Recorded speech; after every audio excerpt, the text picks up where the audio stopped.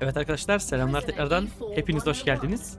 Sizlerle bu sefer Star Rapture isimli oyunun serisine başlıyoruz. Ben oyunu oynadıktan sonra o inceleme videosu yapmıştık ya, ondan sonra oynamaya devam ettim ve acayip sevdim oyunu. Artık bir seri yapalım dedim. Şu anda kanalda Subnautica serisi de var biliyorum ama yani bu oyuna ben tekrar girmek istedim. Acayip güzel görünüyor çünkü ve çok keyifli oynaması. Yani kanalda çok izlenmedi incelemesi ama bilmiyorum, yani bence sizler de seversiniz. Astro Colony şu an çok izlendi. O da güzel oyun ama yani şimdi bu sıcağı sıcağına biraz daha güzel bir otomasyon oyunu. Ben o yüzden bayağı dikkatimi çekti. Oynamak istedim. İnşallah sizler de beğenirsiniz. Beğeni ve yorumlarınızı destek olursanız çok sevinirim arkadaşlar. Bu diyalog seslerini biraz azalttım. Biraz daha çok konuşuyorlar çünkü kendi aralarında sürekli konuşuyorlar. Şunu da alalım, tamam.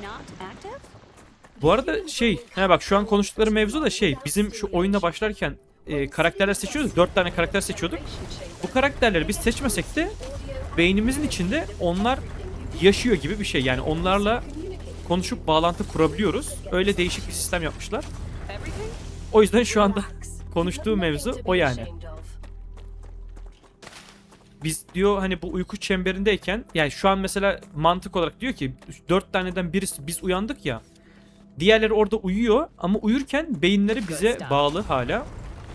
O yüzden zihinsel olarak konuşmaya devam ediyoruz diye bize söylüyor arkadaşlar. Öyle bir durum var. Yani o yüzden arada kendi aralarında konuşuyorlar. Ben diyalog seslerini biraz kıstım. Yani biz rahatsız etmezler diye düşünüyorum. İnşallah problem olmaz. Eğer sorun olursa daha sonraki bölümlerde bunu yaparız. Şu altta var. Şöyle bunu komple alalım. Tamamdır. Bu da gitti. Güzel. Şimdi bu sefer seri olduğu için daha düzgün bir yerleşim yapmak istiyorum arkadaşlar. Böyle sadece kafamıza göre tak tak tak kurulmak yerine düzgün bir şey yapalım istiyorum. Onun için şimdi ilk önce bizim şu şeyleri bir ayarlayalım. Buradan bu elektriği bir ekle, bunu ekle. Şimdi biz tabi tutorial'ı atladık. Oyuna başlarken tutorial kısmını atladım ben. O yüzden burada birçok şeyi direkt yapabiliyor halde oluyoruz yani. O şekilde aklınızda olsun. Tamamdır. Bunu da böyle koyduk. Evet. Şimdi bu silahı bir indirelim. Buradan kendimize öncelikle yapacağız. Şuradaki base core. Tamam, bu bizim. Bu arada yani ben inceleme kısmındayken birçok şeyi anlatmadım galiba. Birkaç şey eksik kalmış olabilir. Bunu şöyle kenara doğru koyacağım arkadaşlar. Şurada dursun. Bununla direkt bir içine girip yapacağımız bir iş yok. Bakın gördüğünüz gibi buradan dumanlar iniyor aşağıya. Bu bizim bölgemizi soğutuyor. Bak şurada bir tane yıldız var, tamam mı? Zaten oyunun ismi Star Rapture ya.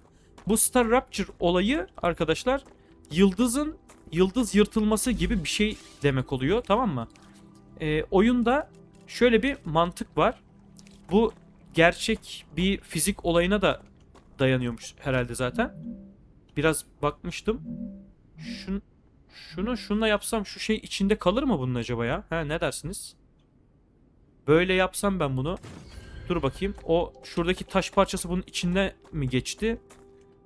Valla içine geçti herhalde ya. Bir bakalım mı? Şöyle kenardan yapalım. Aynen. Ondan sonra da şöyle merdivenle de buraya çıkalım. Hadi be, gerçekten içeride görünüyormuş ya. Neyse, o zaman burayı iptalce. Diyorum, ben bunu kurarken bir yandan size anlatayım arkadaşlar. Yani bu yıldız yırtılması olayı diyor ki eğer bir yıldız kara deliğe çok yaklaşırsa o zaman ufaktan bu şekilde parçalanmaya başlıyormuş. Bak şöyle üzerine küçük küçük delikler falan oluşuyor ya, bunlar ondan dolayı oluyormuş. Parçalanmaya başlıyormuş arkadaşlar. Bu parçalanmadan dolayı da arada patlamalar bu yüzden gerçekleşiyormuş.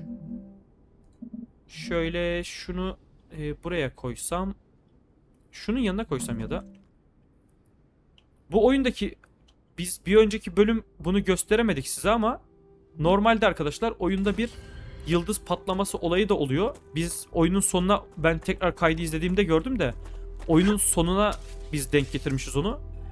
Yani göremedik. Yıldızın patlaması anını göremedik. O yüzden öyle de bir durum olmuş oldu. Şimdi şu şekilde yapabiliriz sanırım. Koy abi bunu böyle. Bu sefer olsun artık. Tamamdır. Bu sefer oldu arkadaşlar. Tamamdır. Burayı da hallettik. Şimdi Şu köşeden mi? Şu köşeden girelim.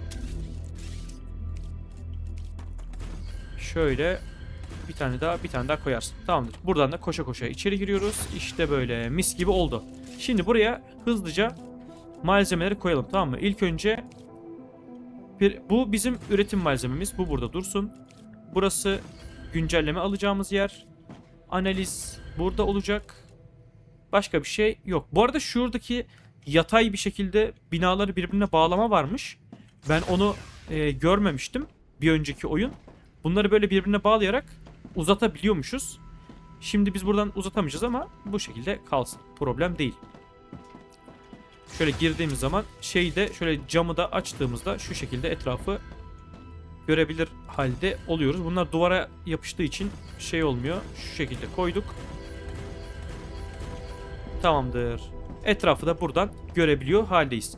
Şimdi zamanla şuradan de alalım. Şundan üret maksimum. Arkadaşlar zamanla bu yıldız patlıyor ve bu gezegenin sıcaklığı artıyor. Bu alette belli bir alanda şöyle yaptığımızda bir bina kurmak istediğimizde sanırım gösteriyor muydu? Şuradan mesela şunu kursak. Bak etrafta gri bir çizgi çıktı, görüyor musunuz? Bunun alanını gösteriyor arkadaşlar. Bu alan içerisini soğutuyor, koruyor yani. Bu sayede biz de güvenli bir alan içerisinde yaşamış oluyoruz. Bilginiz olsun. Şimdi çok hızlı bir şekilde kurulumlara başlayalım. Şimdi birçok şeyi daha önce yaptığımız için ben şu anda hızlı ilerleyeceğim arkadaşlar. Siz eğer hani şu an ne olup bittiğini anlamıyorsanız inceleme yaptığımız kısmı bir izlemek isteyebilirsiniz. Şöyle iki tane koymaya yok. Başlangıçta bir taneyle gidebiliriz bu arada. Bunu şimdi iptal edelim. Aynen. Bir de elektriği ben kenardan bir yerden almak istiyorum arkadaşlar. Elektrik olayını bir şunu yapalım. Şimdi ilk önce buradan bir de smelter almak istiyorum. Smelter, o da şöyle. Bunlar birebir çalışıyor zaten. O yüzden şu şekilde bununla aynı hizada alt tuşuna bastığınızda bir şeyi kurarken hemen yakınındakinin hizasına çıkartıyor. Yani böyle. Şöyle yaptığımızda altta kaldı ama niye altta kaldın? Uzaklaştırdık ya onu. Uzaklaştırdığımız için saymadı. Normalde yakınına geldiğiniz zaman alta basınca hemen aynı hizaya çıkarıyor. Şöyleyken şimdi Y'ye bastığımız zaman bu hizayı koruyacak. Ya aynı yükseklikte yapacak şu anda. Şu şekilde 1, 2, burası iyi. Aynen. Bununla aynı yükseklikte oldu. Hemen şuradan rail'ımızı alalım. Buraya gönderdik. Tamam mı? Burası zaten mecbur çıkartacağı şey belli. Şunu da seçemedik. Tabi bunları böyle yüksekte yapınca da üzerlerine çıkmak bir dert haline geliyor. Şöyle. Bunu da sağ tuşa basılı tutarak şöyle çektiğimizde sol tuşa basınca da böyle inşaat ediyor arkadaşlar.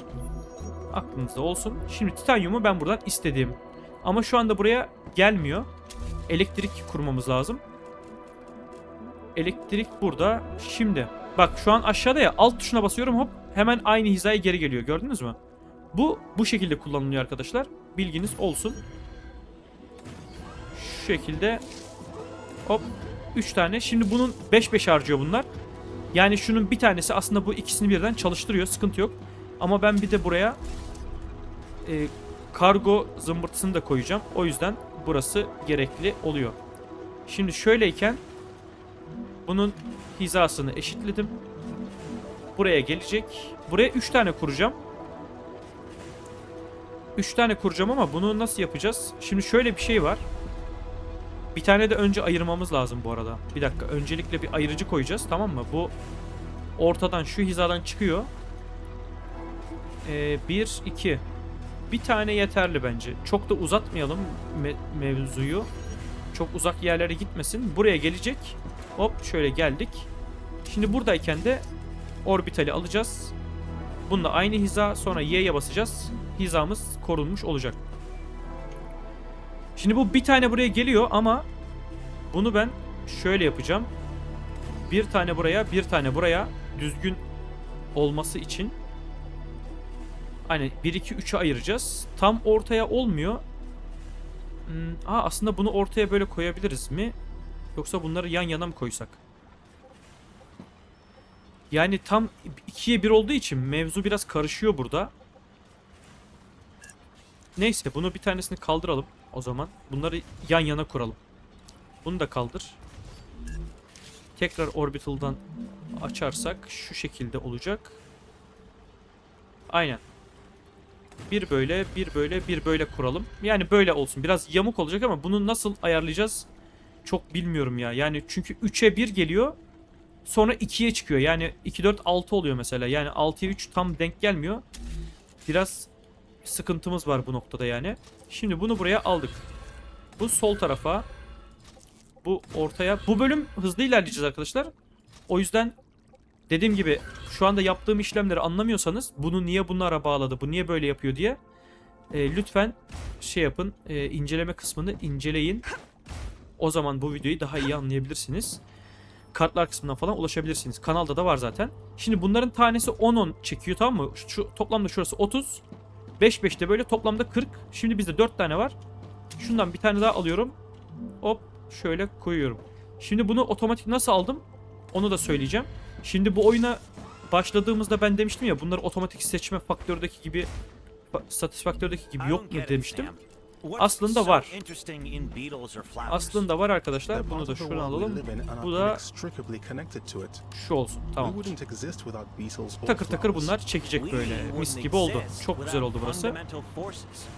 Tamamdır. Şimdi aynısını bir tane de bakır için kuracağız ama şöyle bir şey var. Şu bundakini alamıyoruz. Neyse şöyle bir almaya başlayalım.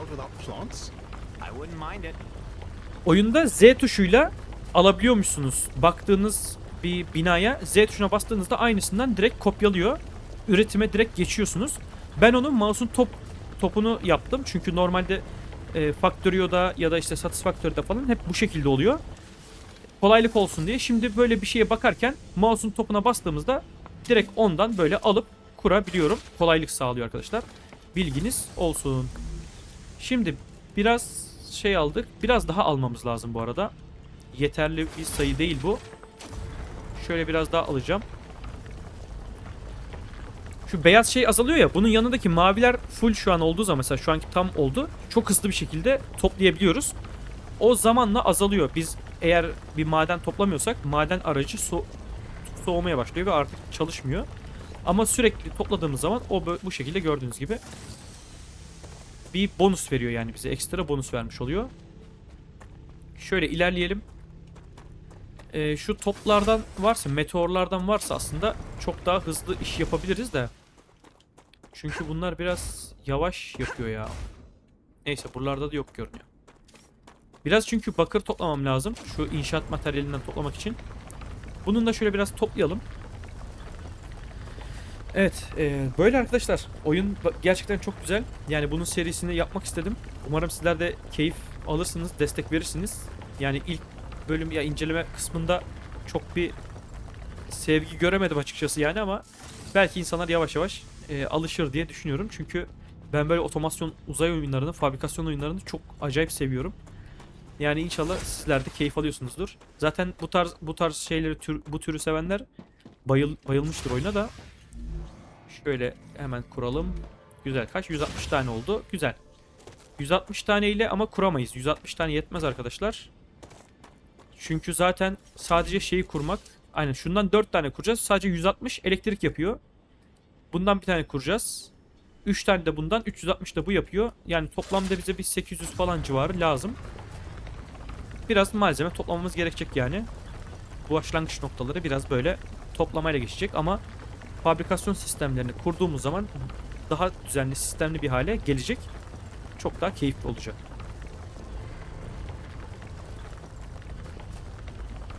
Hop haydi, tamamdır. Bu da halloldu. Hemen bir tur daha malzeme yapıp gelelim. Bu soğuyana kadar. Şöyle girdik. Güzel. Ver abi bunu da. İyi, bir 110 daha aldık. Şu an ne kadar oldu? 270 tane oldu. Tamam. Karakter durumu nasıl? Şöyle birkaç tane şey yiyelim. Güzel. Bayağı güzel şey var arkadaşlar şu an üzerimizde. Yiyeceklerimiz falan var, birçok şey. Şu meteoroid kalbi var arkadaşlar. Bunu bir önceki bölüm biz hep dataya çevirmiştik ama bu sefer dataya çevirmeyeceğim. Çünkü önemli şeyler için kullanılabilir halde olacaklar. Şimdi şöyle bir durum var.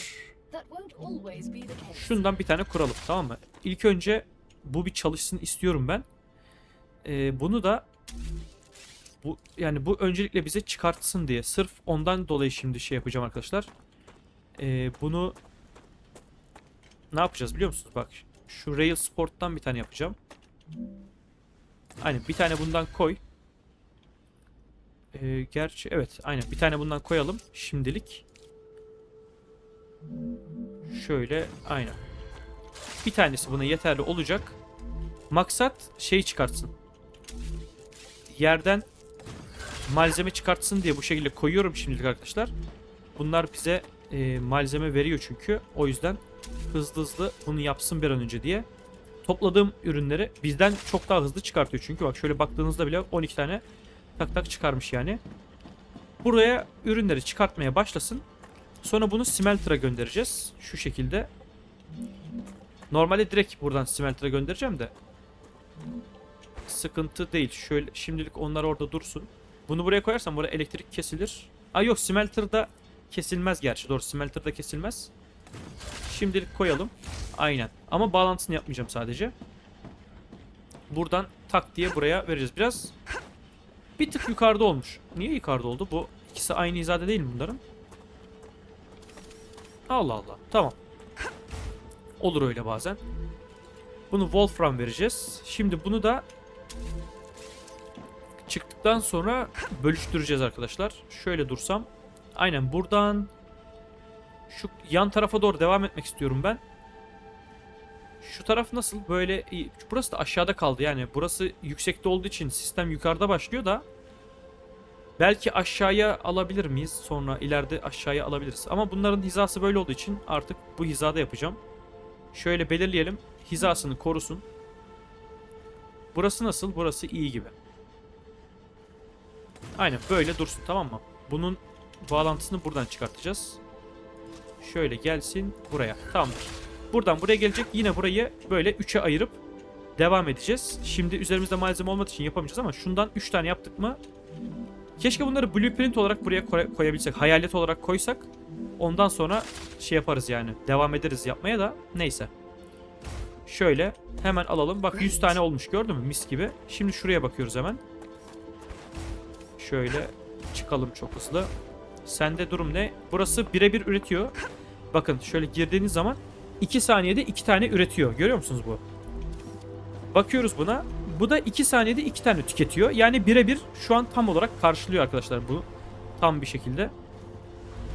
Aynen şu an bu şekilde tak tak tak çalışıyor. Ha buradan sonrası nasıl oluyor onu bilmiyorum. Yani bunların içine çekme durumları kaçar saniye oluyor ondan emin değilim. Onunla alakalı bir bilgim yok. Burada kendimize bir şey açsak iyi olur aslında. Şey o tarafa değil ya.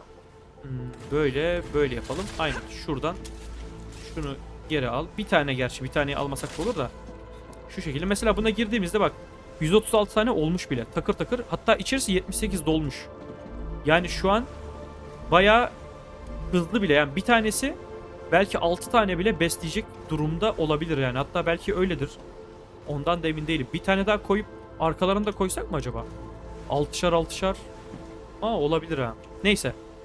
Şöyle ilerleyelim biz. Hemen biraz daha yapı malzemesi yapalım. Aç abicim. Şimdi bunları niye yapıyoruz? Hemen bilmeyenler için de anlatayım. Burada bazı şirketler var. Bize teknoloji açacaklar. Buna girdiğimiz zaman gördüğünüz gibi bazı teknolojiler var. Şuradan mesela şu an Selenium Corporation var. Burada bir şirket. Bunu tamamladığımızda fabrikatör açılacak. Buradan imalatçıdan malzemeleri üreteceğiz. Ama bunun için gerekli şu anda puanları topluyoruz gördüğünüz gibi. Analiz puanı yaparaktan da burayı açabiliyoruz. Şöyle analizciye girdiğimizde bunları buraya atıyoruz. Etrafta bulduğumuz malzemeler. Ama bunu kullanmayacağım dedim. Bu üretim için gerekli bir şey arkadaşlar. Bunu kullanmıyoruz. Depo yaptığımızda onu şey yapacağız. Kullanacağız. Bu ne işe yarıyor onu da göstereyim. Bizim ilk baş kurduğumuz kalkan vardı ya, bu kalkanı bununla yapıyoruz. Ama bu alanın dışına yapmamız gerekiyor. Şununla çarpışıyor şu anda burada. Şu alanın dışına çıkıp başka bir bölgeyi daha soğutucuyla artık güneşin patlamasından koruyacak hale geliyoruz arkadaşlar. Bu işe yarıyor. Aklınızda bulunsun. Güneş, dediğim gibi şu anda anladığım kadarıyla, yani araştırdığım kadarıyla, daha doğrusu hani şey olarak oyunun hikayesini araştırmadım da bu Star Rupture olayı nedir diye baktım. Yani yıldızın yırtılması, parçalanması anlamına geliyormuş arkadaşlar. Yıldız bir gezegen, gezegen diyorum, biz güneş sistemindeki yıldız güneş kara deliğe çok yaklaşırsa o zaman artık yırtılmaya, patlamaya başlıyormuş. Bu oyundaki mevzu da bu yani. Yıldızın yırtılıp patlaması olayıymış arkadaşlar. Böyle enteresan bir şey. O yüzden zaman zaman yıldız patlayıp bu gezegeni komple yakıp kül ediyor. Daha sonra yaşam tekrar oluşuyor. Böyle bir mevzu var arkadaşlar. Biz bir önceki inceleme videosunda tam kapatırken ben gördüm. Kapatırken yıldızın patlama geri sayımı başlamış ama biz orada videoyu veda etmiş olduk. Onu gösterememiştim size. Asıl oyunun can alıcı noktasını göstermemişim. Üzüldüm yani sonradan. Burayı göstermem lazımdı diye. Ama bu şeyde artık gösteririm. Çünkü artık seriye başladık. Daha yavaş ve sakin oynayacağız arkadaşlar. Arkanıza yaslanın. Rahat rahat keyfini çıkarın. Bence bayağı keyifli olacak gibi duruyor. Şunları toplayalım. Bunlar hep yenilecek ve analiz edilecek malzemeler. Bu arada niye bunları topluyorsun derseniz, bu analizlerden de data puanı çıkıyor. O data puanlarıyla da hızlı bir şekilde level atlatabiliyoruz araştırmaları. O yüzden bunlar gerekli şeyler arkadaşlar. Heh, bak level 2 oldu mesela. Çok güzel. Ama mesela bir sonrakisi 1500 istiyor. Yani çok daha fazla istiyor. O yüzden bayağı sıkıntı. Bu ne? Aha, ölmüş birisi. Pistol mermisi, güzel. Yemekler var. Bir de su veren bir şey daha var. Çok güzel. Su işimize yarar. Oyunda hani inceleme kısmında izleyenler için ikinci baskı olacak ama buraya daha önce de başka insanlar gelmiş arkadaşlar. İlk gelen biz değiliz. Biz bir mahkumuz. Bu şekilde buraya gönderiliyoruz. Şirketlerin daha fazla kar elde edebilmesi için dünyada olmayan nadir materyalleri buradan çıkarıp dünyaya gönderiyoruz. Onlar da bize burada hayatta kalmamızı sağlayacak patentli ürünler veriyorlar. Yani işte o fabrikatörler falan var ya, o tarz şeyler. Onların hepsi şirketlerin patentlemiş olduğu özel teknolojik ürünler. Biz onlara burada erişim sağlamış oluyoruz bir mahkum olarak. Onların güvenini kazanmamız lazım ilk önce. Bunu da onlara istedikleri malzemeleri göndererek kazanıyoruz. Aha bak. Bak bak bak, görüyor musunuz şunları? Ve bu dünyada evet, böyle yaratıklar var. Evet. İlk oyunda biz bunları görmemiştik. Evet, şimdi gördük ama. Hayır hayır hayır. Of kaç. İlk oyunda silah açtıktan sonra etrafa gitmiştik. Şimdi silah açmadan gittik ve gördük günümüzü. Kalkanımız yenilendi. Hemen sık şunlara. Haydi. Hop, tamam. Bak. Koruyor kendisini ha. Of. Çok fena. Evet. Bunlar da verminler diyor bak. Şimdi yapay zeka konuşuyor bizle. Bu verminler buranın hakim olan canlısı diyor. Bizden önceki gelen insanlar bu yaratıklar tarafından katledildi diyor. Yani o yüzden. Peki niye beni uyarmadın bu tarz yaratıkların burada olduğuna alakalı diye? Ama çok gizli bilgiydi bu. O yüzden sana veremeyiz bunu diyor. Zaten biz mahkumuz yani. Buraya gelip gelmemek gibi bir seçeneğimiz yok. Bizi buraya göndermişler. Ama şeyi bilmiyorum. Mesela acaba seçeneğimiz neydi? Buraya gelmeyip idam cezası mı olacaktı acaba? Yoksa neyden alakalı? Yani bizim buraya gelmemiz zorunlu muydu? Yoksa bizim seçeneğimizi mi bıraktılar? Onu merak ediyorum mesela. Onu bilmiyorum. Onunla alakalı bize bir şey söylemiyor oyun. Şu dataya girdiğimiz zaman bakın, yaratıklardan topladığımız malzemeleri buradan analiz edip puan kazanıyoruz. Şunları da gönder. Bu yiyecekler, bunları gönder. Şu su bitkisi gönder. Tamamdır. Bunları şimdilik analize gönderdim. İleride bunlardan yemek yapacağız. Bu şekilde dursun. Şurada mesela bak. Burada suyumuz azaldıkça, yemeğimiz azaldıkça bu malzemeleri toplayıp yapacağız. Şimdi bizim yeni teknolojimiz açıldı. Bakın Selenium'a girdiğimiz zaman Selenium, işte Selena diyebiliriz buna yani. Level 2'sini açıyoruz ve fabrikatör açıldı. Şu an 370 puanımız var. Bunu direkt bastığımızda bakın görüyorsunuz değil mi? Hemen level 2'nin altında doluyor belli bir noktaya kadar. Direkt o kadarlık kısmı tak diye doldurabiliyoruz. Böyle bir durum var. Pistolü açmamız gerekecek mesela. Şuna bir level up diyelim. Ben hemen pistolü almak istiyorum. Burayı da halletmiş olduk. Bak hemen pistolümüz geldi. Güzel. Mermimiz de vardı. Hemen şuradan mermi seçiyoruz. Şöyle 200-300 mermi üretelim. Tamam, bu şekilde üzerimizde dursun. Bunu tekrar Basic Building'e çekiyoruz. Artık yaratıklar düşünsün. Bununla tak tak tak indiririz. Hiç problem kalmaz. Şimdi arkadaşlar yeni bir aşamaya daha geçmiş olduk. Şimdi burayı bir tekrar şey yapalım. Şunu bir indir abicim. Şu silahı bir kaldır. Tamamdır.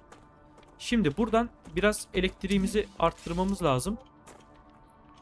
Ben kenarda büyük bir alana elektrik çekmek istiyorum aslında ama bak şöyle mesela. Şöyle çek abicim. Şimdi buraya çek. Bunu şöyle yapalım bir dakika. Şöyle çek bakayım aynı hizaya. Sonra buradan alanı kilitle. Aynı yüksekliği kilitleyelim. Şu şekilde kuramaya başlayalım. Şimdi bunu niye yapıyoruz? Not stable mı? Ne demek not stable? Abicim yap hadi işte. Yaparsın be. Şey yapmadı. Niye yapmıyorsun? Bunu yapıyorsun işte. Burayı yapıyorsun. Orayı niye yapmadın? Bir de oyunda bu stable mevzusu var arkadaşlar. Yaptığınız yapılar belli bir sağlamlıkta olması gerekiyor. O sağlamlığı karşılamazsa binayı yapamıyormuşsunuz. Öyle bir durum var. Yani o yüzden binaları kafanıza göre maalesef koyamıyorsunuz. Şöyle koyduk. Böyle koyduk. Şunun yanına artık koyabilirsin bence ya. Not stable. Niye bunu izin vermiyorsun onu anlayamadım. Şurayı bak bir tane yer var oraya kuruyor aslında. Şuna kur bak al işte oldu al. Bir tek şu araya kurmuyor. Bir tek bu araya kurmuyor. Niyeyse şu olduğu için midir nedir? Şu araya kurmama izin ver. Bak buraya kuruyor. Görüyor musun? Bir tek şuraya kurmuyor. Burada bu olduğu için muhtemelen arkadaşlar buraya kurmuyor. Yani evet kötü durdu ama neyse burası böyle kalsın. Boş ver. Şimdi burayı niye yaptık? Bunu niye yaptık arkadaşlar? Şimdi size anlatayım hemen. Şunu iptal et. Şöyle kaldır bakayım sen bunu. Bunu da kaldırıyorsun. Tamam. Bunun içindeki bütün malzemeleri de alalım. Şimdi şuradan gönder bakayım. Burayı üretmeye başla. Burası da hazır değil mi? Tamam. Şimdi biz buraya bir elektrik çekmemiz lazım bu arada. Elektriği de şuradan senden çekebilir miyim? Hadi be. Sen şuraya aslında buraya çekersin ya. Ne ramp is too speed. Ha çok fazla yamuk oldu. Yani çok dik oldu diyor. O yüzden yapamazsın diyor da. Bu da bir şeyle çarpışıyor diyor. Bu da olmaz diyor. Bunu şöyle yapacağız arkadaşlar. O zaman burada bir şunu yapsam yok. Nerede şu? Sport platform aynen. Bir tane bundan yapalım. Şöyle yapsam iş görür mü? Bir bakalım, deneyelim. Bunu alsan çok yamuk yumuk bir şey yapıyor ya bu. O yüzden yapmıyor bunu. Şurası yok, yine yapmıyor. Buradan çeksem bu da yapmıyor değil mi? Şey yapamadık maalesef. Getirtemedik. Peki şöyle bir şey yapsak. Nasıl bir şey yapabilirim ya? Dur bakayım. Burası çalışıyor mu? Şuradan şuraya göndersem. Oğlum buradan da çalışırsın artık ya. Peki. Peki o zaman bir daha başka bir şey deniyorum. Başka bir şey deniyorum. Bunu yapsam. Buradan buna bağlantı getirsek nasıl olur? Ha, bu da buna elektrik verir aslında böyle. Dur bakayım. Dur bakalım, dur. Çözeceğim. Ha, ama sen buradan buna elektrik... Aa yo, bağlanıyor aslında, bunlar birbirine elektrik sağlayabilir ha. Şöyle yapsam mesela. Şimdi oldu mu? Buna bağlasan. Yok. Bu buna hala çok yüksek geliyor.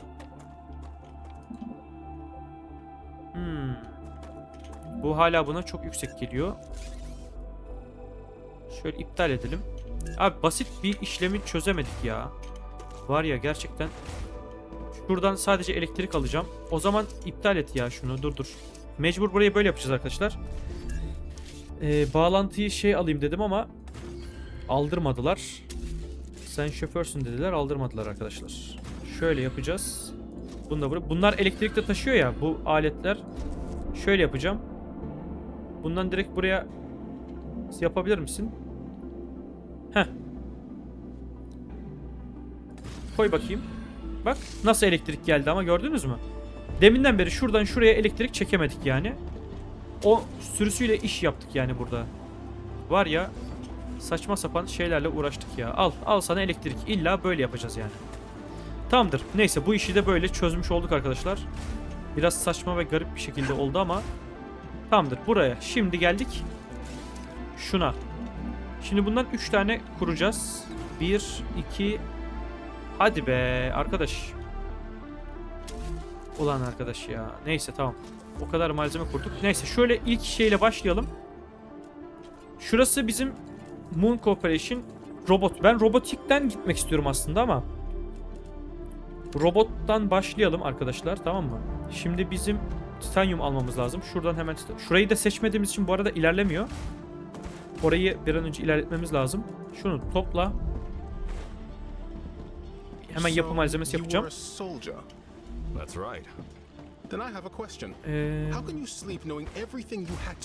Bakın şöyle bir şey var arkadaşlar. Mesela bir şey seçtiğinizde burada bak mesela selenyum, tamam mı? Burayı level 2'sini açabilirsin diyor ama titanyum çubuk gönderirsen artı 5 puan verecek diyor. Her bir gönderdiğin artı 5. Eğer bunu gönderirsen artı 1 puan. İkisinden biriyle bu kargoyu gönderebilirsin diyor. Eğer bunu gönderirsek çok uzun sürecek yapmak. O yüzden arkadaşlar burada bir tık şey yapmamız gerekecek.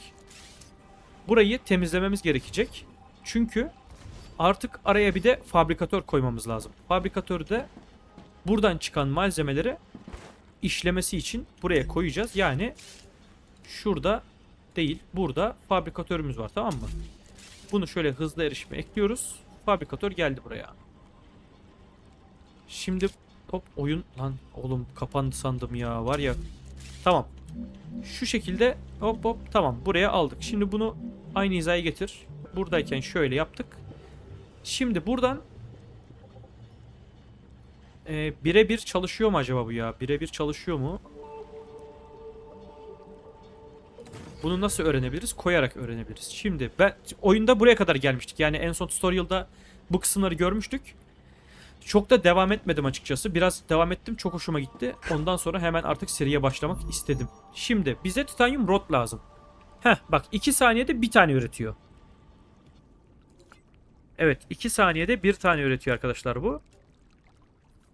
2 saniyede bir. Şimdi şuna gelelim.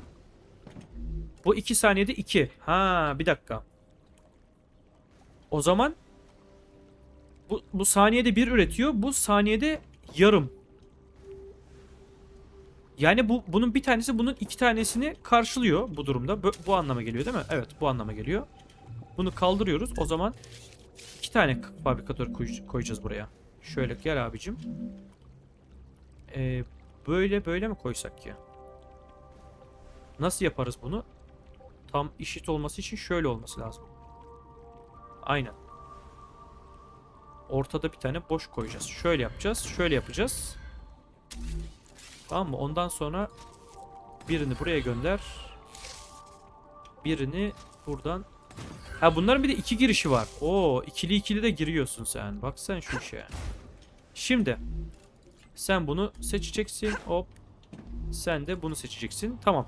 Şimdi arkadaşlar 2 saniyede 2 tane gelmiş oldu. 2 saniyede 1 istiyor. Bu da 1 istiyor. Şu an 2 saniyede 2 olmuş oldu. Bir tane üretim ikisine birden yeter hale geldi. Bunu üzerimdeki bütün parçaları koyacağım ben bunun içine. Otomatik çeksin hepsini arkadaşlar. Bunu da koy. Üzerimizde boşuna yer kaplamasın. Bu yüzden böyle yapıyorum. bölgeleri de platformla ya da extendable. Hangisi daha mantıklı acaba? Böyle yapmak mantıklı mı? Bunları rahat rahat koşalım diye. Ne dersiniz? Şimdi bu şeyleri de şuraya bağlamak istiyorum ben bu arada ya. Bunu nasıl yaparız? Ben bir şunu iptal et bakayım. Şunu al. Bunu alma. Bunu alacaksın. Aynen. Bu kardeşimizi colliding mi? Abi collide olmazsın sen ya. Ha, sen buraya geliyorsun. Tamam. O yüzden. O zaman dur. Şunu da iptal ediyoruz. Hemen çok hızlı, çok hızlı. Şimdi burada elektrik gitti. Ama şimdi buradan gelecek. Hop. Dümdüz geliyorsun değil mi sen şimdi? Aynen. Evet arkadaşlar. Şimdi burayı da iptal ettiğimiz zaman elektriğimiz tek bir noktadan geliyor. Artık ben bu şekilde yapacağım. Elektrik tek noktadan çıkacak. Bütün sistemleri birbirine bağladığımız zaman dümdüz tertemiz bir şeyimiz olacak. Sistemimiz olacak. Bu şekilde. Şimdi bir ore extractor daha şöyle koyalım. Bu sistemi genişleteceğiz çünkü. O yüzden. Şimdi. Evet arkadaşlar. Şimdi bir noktaya daha geldik. O da şu ki bizim bu orbital'dan yapmamız lazım ama kalmadı. Üzerimizde malzeme kalmadı. Bir tur şeye gidip gelelim. Şuraya bir gidelim. Koş koş koş koş koş. Şuradan maksimum gönder abi. İyi 1000 oldu güzel. Burada var mı levelimiz şu an? Burada yok. Burası yok. Burası da recipe açacak bize. Grenade. Hey, Envanter açacağız I burada. heard you've got 3 doctorates. Evet. It's true. What for? What for what? Şimdi What do you need 3 scientific burayı titles burayı for? bir arttıralım arkadaşlar. Wouldn't you have Burası rather focused on your work? önemli I see çünkü you're çok not yavaş familiar ilerliyor with the şu world of anda academia. sistemler. Doctorates Hop lan, open beni many götürme, doors. dur. They increase the probability my publications Bundan will get quoted and şuraya I da have koyuyorsun, access to şuraya a da broader koyuyorsun. spectrum of theoretical knowledge. Plus I did them all Bundan at once. alacağız. I prefer practice over Hoppa. theory. And that's why Şöyle. you ended up as someone who does Bu da buraya. Tamam. Oğlum beni bir I'll götürmen la, bir durun remind la. you that you're also here on Ee, this planet doing the same things Sen bunu al. But with a completely different Sen mentality. hop sen de moon enerji. Sen de moon enerjiye git. Tamamdır. Şimdi ben bu arada bundan bir tane daha kurup bir tane daha kuralım bak. Bir tane daha kuralım. Böyle yapalım. Neden biliyor musunuz? I am detecting increased rupture activity. Aha, bak. Prepare yourselves for a wave. Wave warning diyor. Görüyorsunuz değil mi? İşte bu olay bu oyunun olayı arkadaşlar. Ne oldu? Niye sistem durdu? Bundan bir tane daha kurmak istiyorum. Niye kurdurmadı? Anlamadım. Şöyle hemen önüne kuracağım. Bir tane daha. Tamamdır. Hop. Onu da buraya ver. Tamam. Bunu buraya. Şimdi bunlar da arkaya. Burayı biraz daha genişlettim. Tamamdır. Bu şekilde bak mis gibi oldu. Birazdan güneş patlayacak arkadaşlar. Ondan sonra ortalık karışacak. Clever Robotics'e gönderiyorum. Bunu da Moon Enerji'ye gönderiyorum. Bunu verdik değil mi? Tamamdır. Şimdi burada 2 kat bir şey oluşturduk. Bir sistem oluşturduk. Gördüğünüz gibi. İyice güneş şey yapmaya başladı. Parlamaya başladı. Birazdan patlayacak. Hemen base'e gitmemiz lazım. Base'i de tam karanlıkta bırakmışız ya. Tüh. Ben bu patlamayı size göstermek istiyordum ya. Bir tane şöyle kursak şey olmaz mı ki? Hadi bakalım. Şey yaparız. Haydi. Haydi.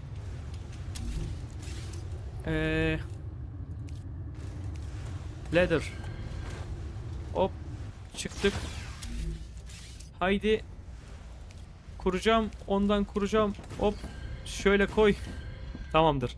6 saniye kala hallettik. Evet. Güneşin patlamasını hep beraber izleyelim arkadaşlar. Bir önceki bölüm burada kalmıştık işte. Bu kısmı gösterememiştim. Asıl önemli yerinde kapatmışız yani.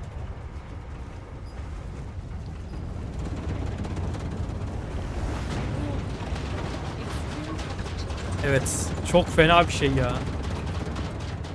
Süper aşırı sıcaklar bir anda bölgemizi vuruyor arkadaşlar. Her şeyi yakıp küle çeviriyor. Bak mesela şu an kapının sıcaklığını düşürebiliyoruz.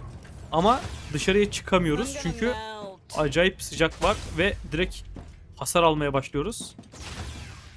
Şimdi buranın biraz soğumasını bekleyeceğiz. Burayı da soğutan şey işte bizim şu binamızın yanındaki şey var ya. Uzun kurduğumuz büyük şey. İşte o bu bizim binaların hasar görmesini engelliyormuş sözde.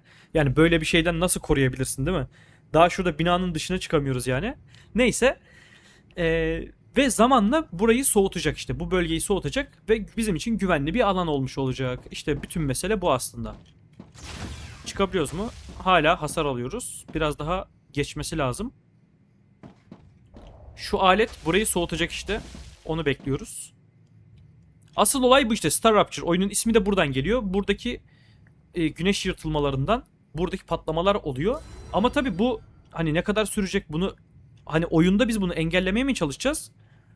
Bunu bilmiyorum. Ve sonrasında bu şekilde her yer küle dönüyor arkadaşlar. Planetary temperature returning to normal. Bak binalar falan ne kadar sıcaklaştı, kırmızılaştı görüyorsunuz değil mi? Şimdi bak bu alet toz yapıyor ve bütün bu bölgeyi, bütün binalarımızı bizim soğutmaya başladı. Şimdi asıl bir diğer önemli mevzu da şimdi geliyor arkadaşlar. Şunları hemen bir yiyelim. O da nedir? Şimdi asıl ortalıkta bakın şöyle kırmızı alev topları oluştu. Bunlar çok nadir özel bir element arkadaşlar. Bu gezegen böyle yanıp kül olduğu zaman ortaya çıkıyorlar ve bu kül ortamı söndüğü zaman bunlar da yok oluyor. O yüzden sadece bu What is kül this? olduğu zaman da yapabilir. Bak aşağıda konuşuyorlar şimdi. A cosmic Ignium diye bir materyalmiş bu. heat, but also releases Kozmik bir mineral diyor. can help you cool your base. Bunları bu şekilde hızlıca toplayacağız. It sublimates rapidly. Topla. Bu madenlerde şeyler, meteorlar ara ara düşüyor zaten. Hemen koşalım diğerlerini. Şu sağda da görmüştüm.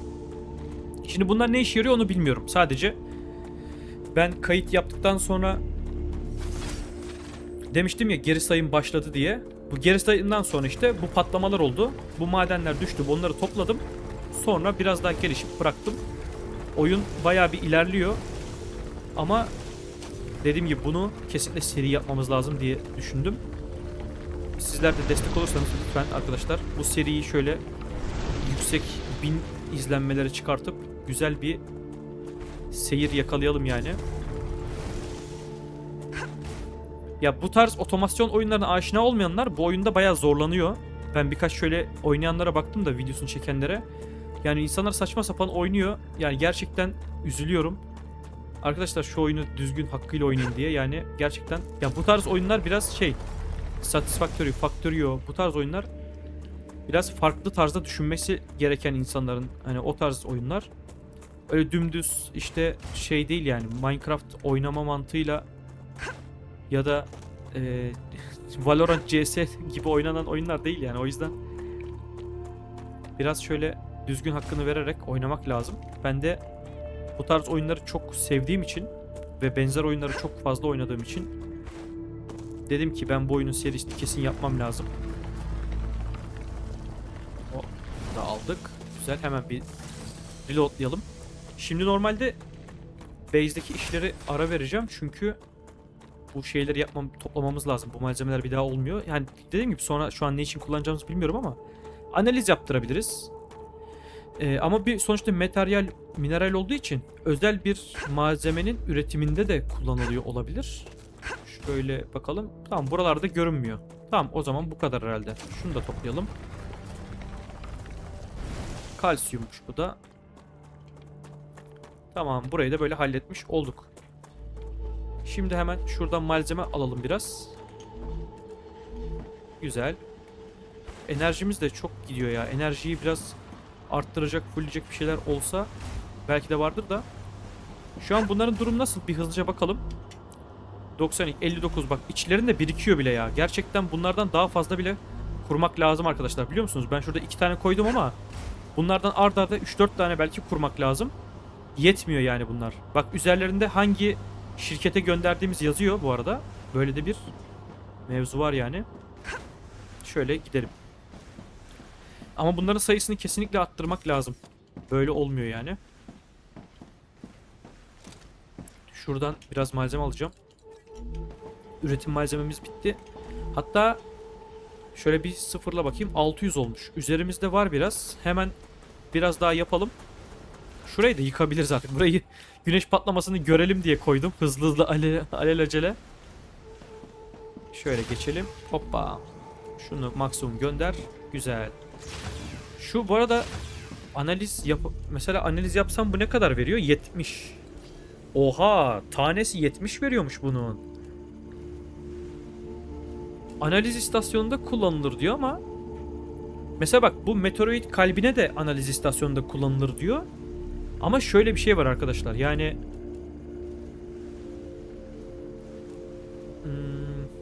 neden biliyor musunuz? Bak şimdi şu alete girdiğimizde onu da göstereyim size. Bak bunun içerisinde kapasitesi var. Upgrade dediğimizde bakın görüyor musunuz? Bu ignition lazım. Helyum lazım.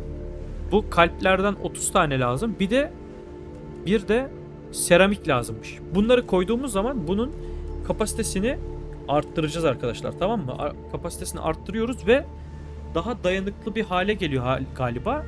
Yani çekirdeğin aşırı ısınma seviyesi diyor ama bu çekirdek dediği bizim içinde bulunduğumuz çekirdek galiba. Bu olayı tam bilmiyorum ama bunlar için gerekecek. O yüzden ben şunu insert yapıyorum. Bu kalanını dönüştüreceğiz, tamam mı? Bu meteoroid kalbini de insert yapıyorum.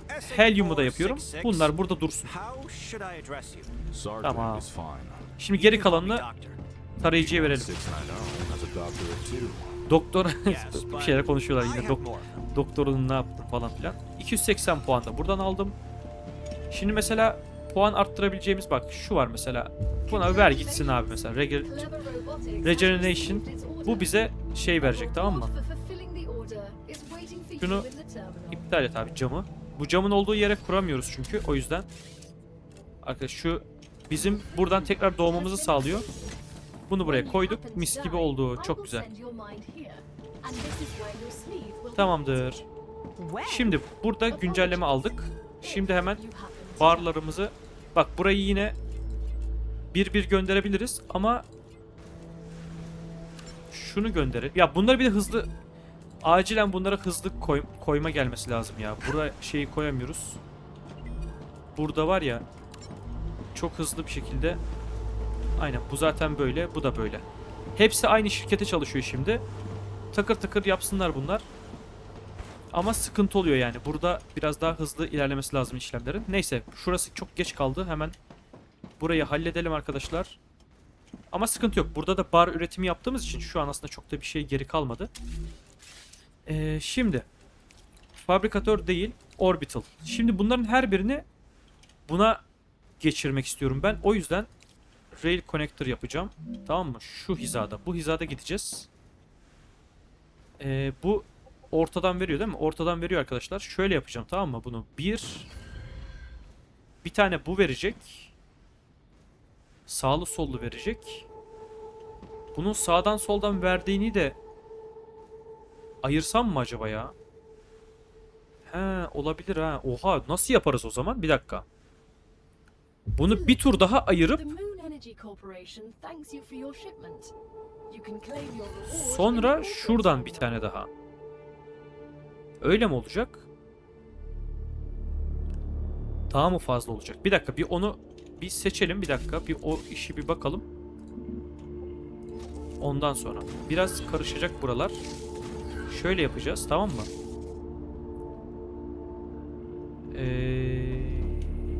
Ama yok, bir dakika. Şunu iptal edeceğiz. Şunu iptal edeceğiz. Bu şimdilik olmayacak. Ama olmadan olur mu? Olmadan olmaz. Yok, o olacak. Şöyle gelelim.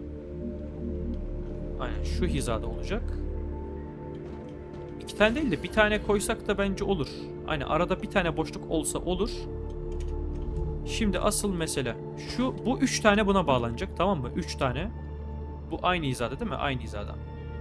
Bir boşluk olsa olur.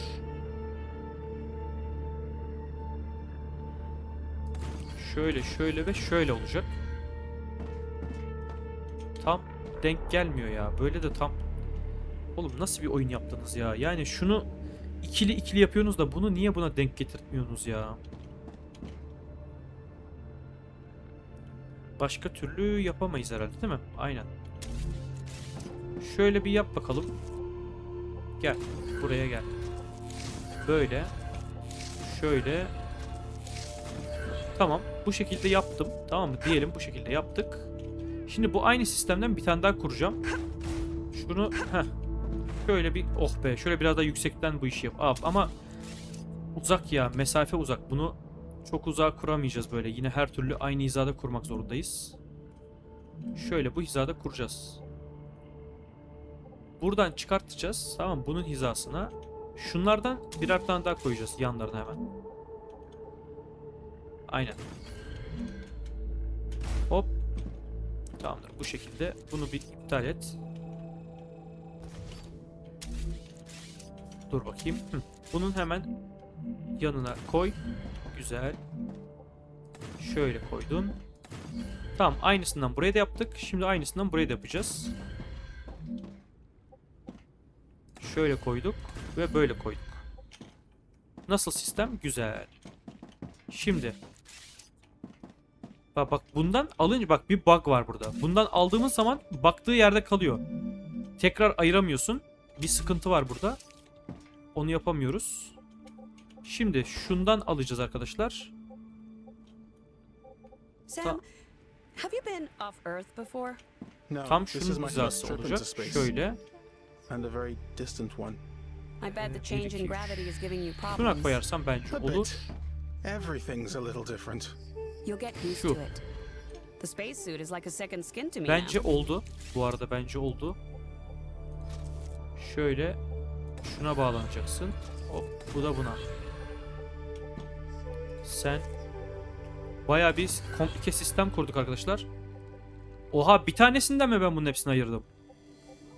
Bir tanesi bu kadar şeyi besleyemeyebilir bu arada. Evet, bunu düşünmedim. Bir dakika. Çok fazla, bir tanesi için çok fazla sistem kurduk ya. Bir dakika. Bu sistem burayı kaldırmayabilir. Bir bakalım. Kaldırmazsa bu şeyi ayırmamız gerekecek çünkü. Tamam. Bu da buraya geldi. Şunun da sistemlerini bağlayalım. Gel abi sen de şöyle ortaya. Evet. Şimdi ne kadar elektrik ihtiyacımız oldu? Şu an bayağı bir elektrik kullanıyoruz. Ve buna bakamıyoruz tabii ki de bütün elektrik sistemi yukarıda olduğu için. Bir de bak, oyundaki eksiklerden birisi de bu yani. Ulan yapımcı izliyorsan eğer, sen de şuralara bir el at var. Elektriği bizim kontrol edebilmemiz lazım sürekli. Şuradan çıkalım. Hop. Lan haydi be. Neyse. Şundan koyacağız. Şuraya koysam. Yok. Aynı hizada. Şuraya kur. Arcadia 7 has finished regenerating. Regenerate yaptı. Bütün gezegen tekrar eski haline döndü diyor arkadaşlar. Tamamdır. Her şey yeşile döndü. Şu an sıkıntımız kalmadı herhalde. Elektriği bir ön izleme yapabileceğimiz yer olması lazım ya. Buraya nasıl çıkabilirim ben? Kursana ya. Tabii ya oğlum. Merdiven var ya, merdiven kursana. Ne uğraşıyorsun? Modüllerden merdiven kur şuraya. Nereden çıkabilirim ben buraya hızlıca? Koy şöyle. Bunun ucunu ekleyebiliyoruz mu daha? Aa, bu kadar mı? Oğlum bunu biraz daha şey yapsaydın iyi olacaktı. Bunu kursam şöyle. Bu da olmuyor. Şuradan uçabiliyoruz mu buraya? Hop, tamam, ucundan yakaladık. Tamamdır, güzel. Durum nedir şimdi? 180 kullanıyor, 190 üretiyoruz. Bayağı az üretiyoruz. Biraz daha üretmemiz lazım. Tamam. Biraz daha üretelim. Evet, kolay değil. Tamam. Oyuncuyla çarpışıyor dedi. Şöyle yaptık. Güzel. Nasıl burada durum? Şuraya da koyalım. Güzel, şu an sistem güzel ilerliyor. Şuraya koyabiliyor musun? Şunun yanına. Bir yanına. Neyse buraya koyamadık.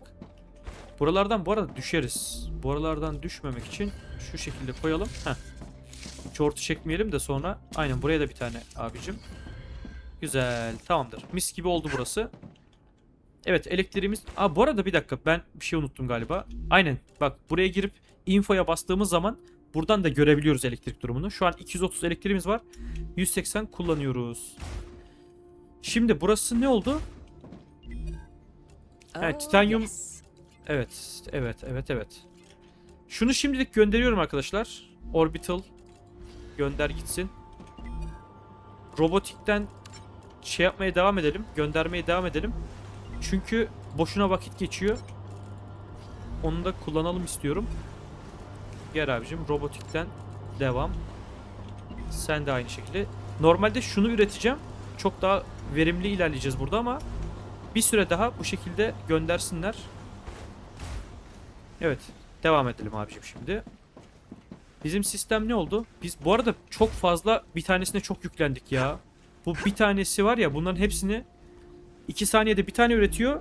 Yani bu sistem burayı kaldırabilecek mi hiç emin değilim. Bir şansımızı deneyelim bakalım nasıl olacak. Şöyle arkadan başlayalım arkadaşlar. Bu Griffith ve Selenium. Selenium için başlayalım tamam mı? Bunu kopyalama yok maalesef. O yüzden tek tek böyle seçeceğiz. Yani şundan kopyaladım tak tak tak koydum.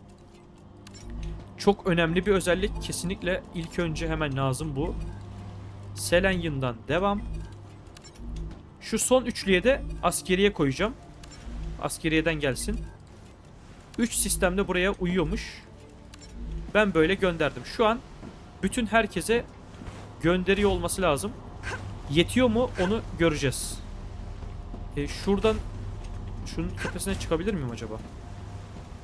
Nasıl çıkarız bunun tepesine? Şöyle bir şey yapsam acaba çıkabilir miyim?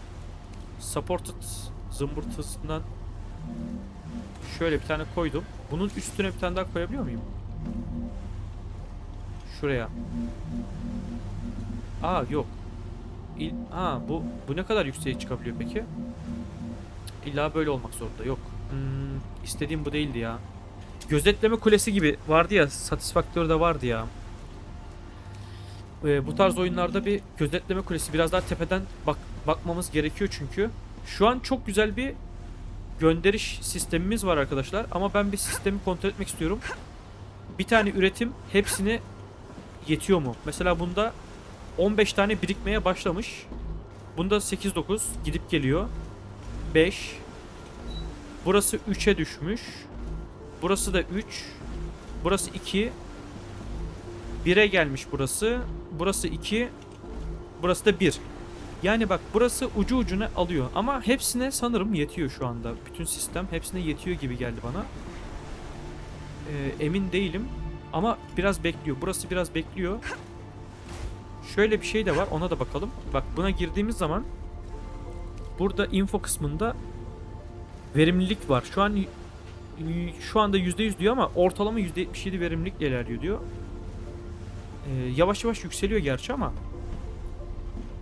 burayı nasıl yapabiliriz?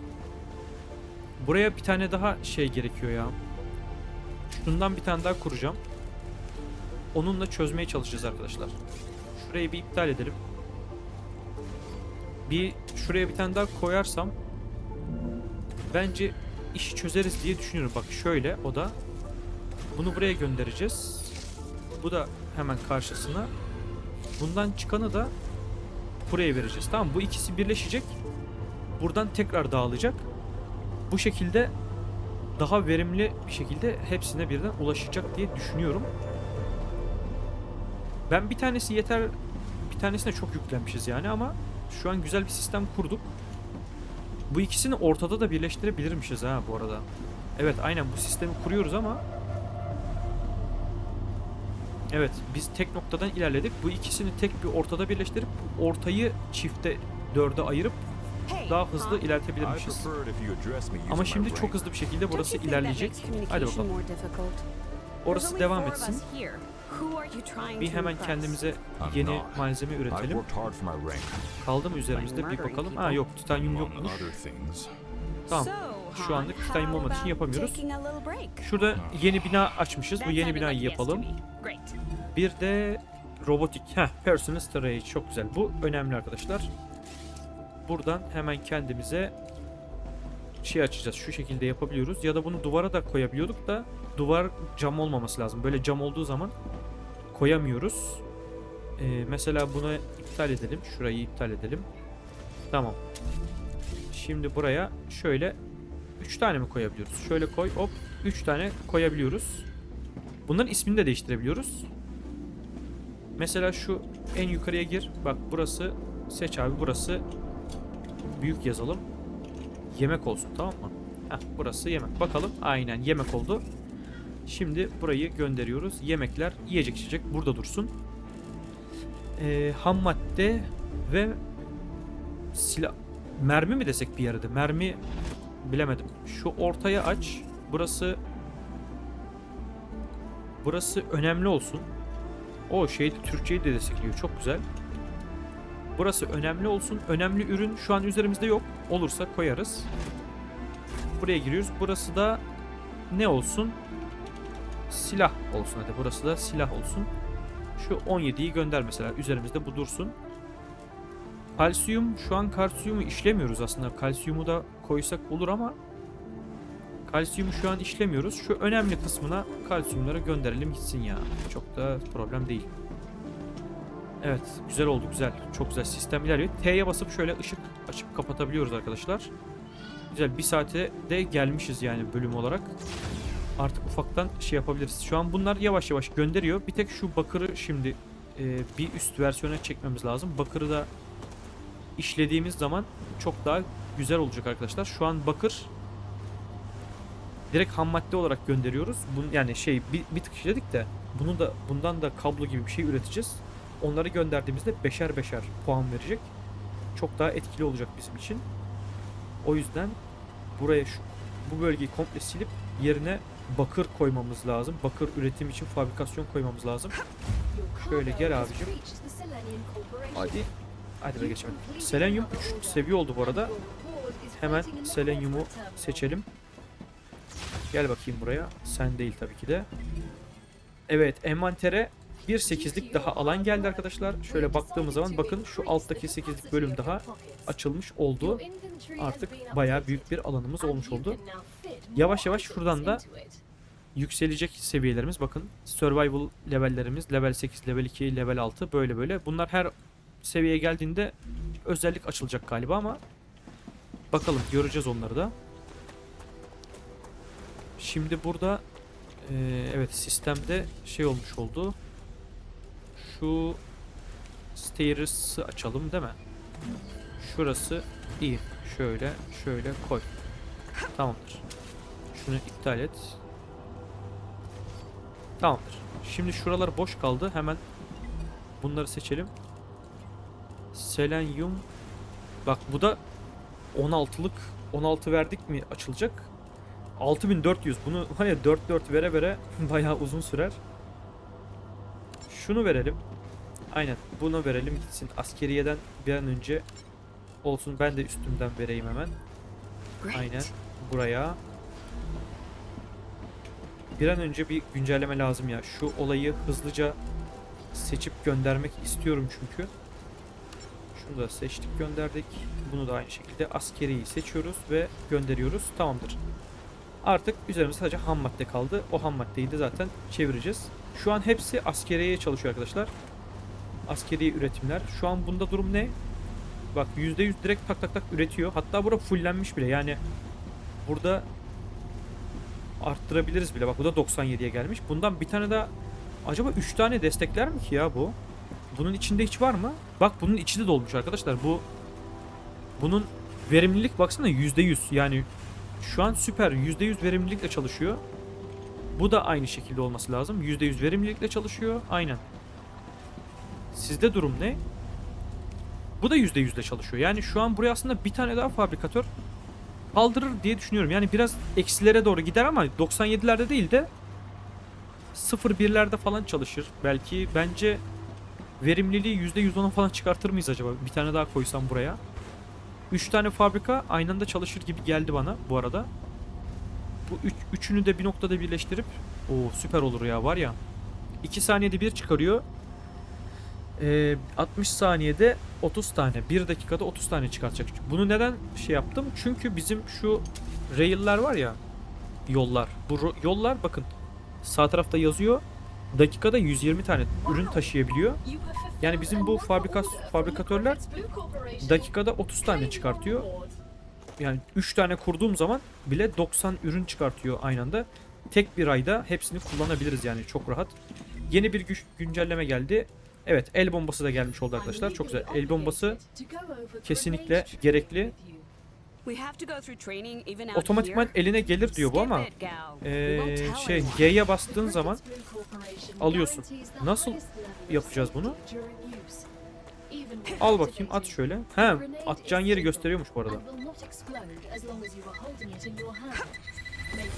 Oo, böyle de patlıyorsun sen. G'ye basınca recharge yapması lazım.